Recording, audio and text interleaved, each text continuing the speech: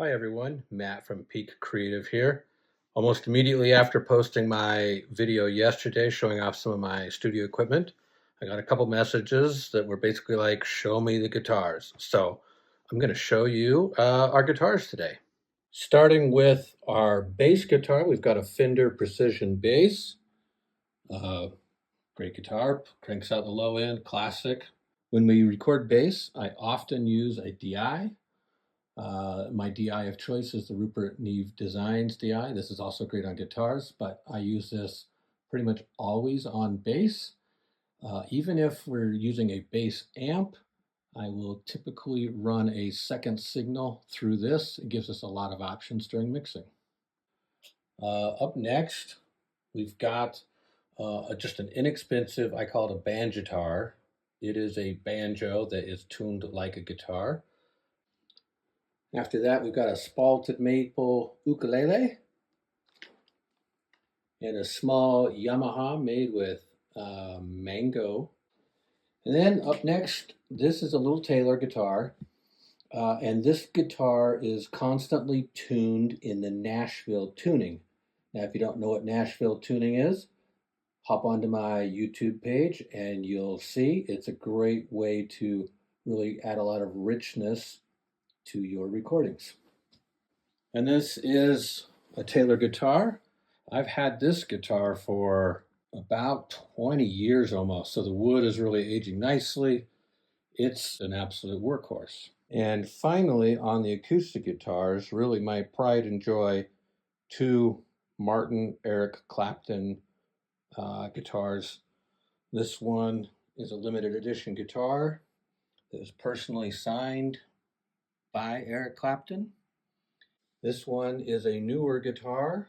It has a reproduction of his signature on it, but was not personally signed by him. Different woods, but basically the same model of guitar. Fantastic sounding guitars. Both of these are incredible. And yes, if you're really nice and you know what you're doing and you give me some confidence, I'll even let you play these in my studio. All right, so with our acoustic guitars and instruments out of the way, let me show you our electrics. We'll start with one of our two fully custom-made guitars. This guitar was actually largely designed by me. The builder is a good friend of mine. He put the absolute highest quality wood into it, and I spec'd out the absolute highest quality components. This guitar is an absolute beast with a variation on the Jimmy Page switching system. This is a one-of-a-kind guitar that is pretty much an heirloom at this point, and I've used it on a lot of projects. We have another custom-made guitar. This one I did not design. It was built by a good friend of mine who has built guitars for actually some famous musicians. This is one of the first guitars he built, and it's a modern variation of a Telecaster.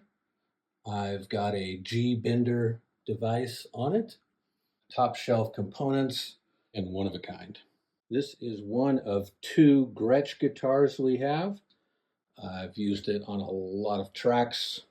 Right here, I have a whole row of guitars, starting with a baritone Telecaster.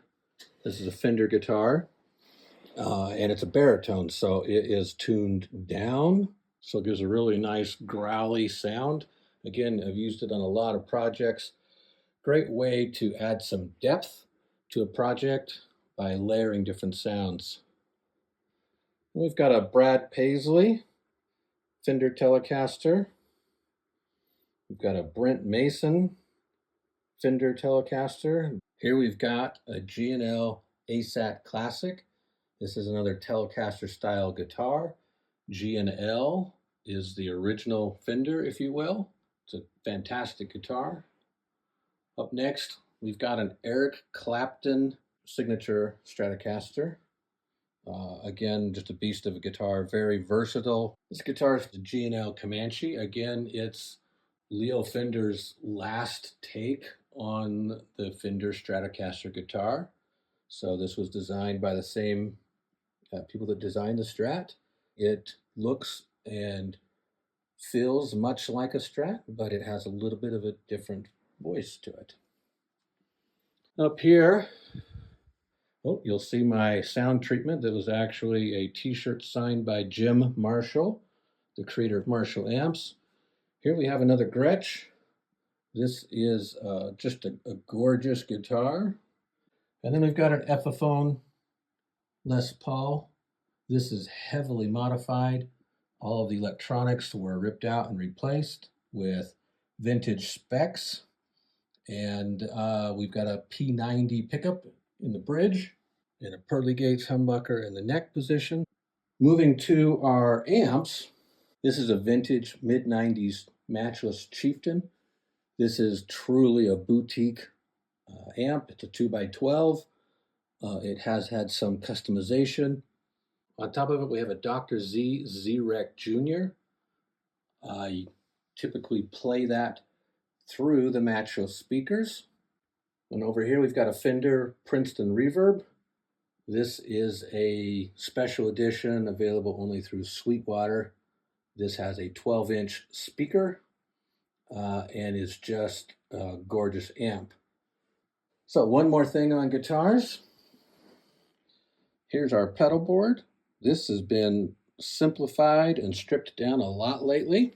That's just the switch for the reverb and tremolo on the Fender Princeton. We've got a Buddha Boudoir wah pedal. We use a Fender ToneMaster Pro, which is a fantastic guitar model with a lot of effects and routing options. Wired directly into that, we have several Wampler pedals, the Ego Compressor, the Euphoria Overdrive, the Moxie Overdrive, and the Bell Overdrive.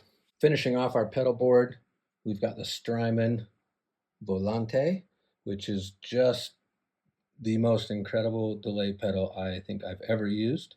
And then we have a looper, which I use not only for practice, but we will use this in recording sessions to actually help us dial in the sound we're looking for without wearing the guitar player out. So that's a quick rundown of our guitars, amps, and effects. We obviously have a few other noisemakers around here. We have a lot of software synthesizers. We have a few percussion instruments, but these instruments and amplifiers and effects are all available for your use when you are recording with us. Again, there's a couple guitars that you're going to need to earn my trust with before I let you play with them, but we have a great collection here, and we hope to help you make some music with them.